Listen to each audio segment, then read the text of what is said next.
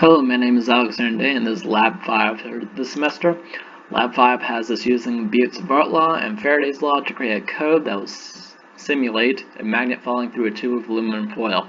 In particular, Faraday's law explores the relationship between external magnetic forces and the currents that they induce in metallic objects.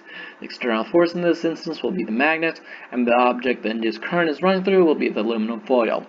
The code we would create will also give us a time which we are then to compare with our experimental value, because that time will be the time that the magnet was in the tube. For the experimental value in real life, I got 1.743 seconds, and for the code value, I got 8.07 seconds.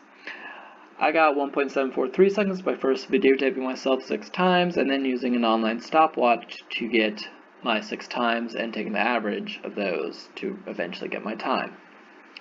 Now the first question is, how do we know which color signifies the current in the clockwise and which color signifies the current in the counterclockwise direction?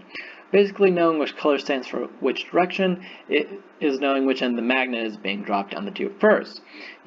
Using Faraday's law of induced currents, we know that a magnet falling with the north end facing down will create a current in the counterclockwise direction. So, in this instance, red would be a current in the counterclockwise direction, and blue would be a current in the clockwise direction. This is because the magnetic fields of the two poles are opposite of each other, with the magnetic field of the north point pointing outward from the magnet, and the south end pointing inward towards the magnet. As vice versa for if you put the south end first through the magnet. The second question was, how is dropping the north end of the magnet down first and the south end of the magnet down first different? And I said they really aren't. When I experimented this, the south end with this, when I experimented with this, the times were very close together. When I put the south end through first, the average time was 1.743 seconds. When I put the north end first, the average time was 1.806 seconds. So this discrepancy in time is most likely due to human errors because it's mostly eye measurement and not the actual magnet. For the third question, how could I make the code value more accurate? This is actually a big thing because the experimental value, as you know, I got was 1.743 seconds and the code value was 8.07 seconds. Although the computational model isn't exactly depicting what's happening in the real world. For one, when you drop the magnet down a tube in the real world, it will start to lean to one side of the tube or the other. Due to this leaning, the magnet will actually start falling faster than if it wasn't. In the code, the magnet has to stay perfectly in the center of the tube all the way down. So it will actually be going slower. If I wanted the code to be more accurate, we'd have to create a code that accounted for this leaning. Other slight errors in the time are probably human errors of me dropping a magnet because I had to take the video, then do a stopwatch and watch it again, then get an online stopwatch and time the video, so it's not extremely precise.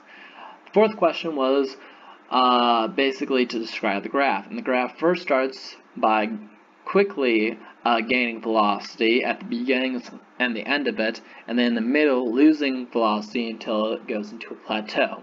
Now the beginning and end, when it quickly gains velocity, is most likely when the magnet isn't fully in the tube at the beginning and the end, and when it's plateauing is when the magnet is fully in the tube, because at the two ends the magnet isn't fully doesn't fully have force up from the magnetic field that it's exerting and the induced current in the tube, but in the middle it isn't, which explains the plateauing.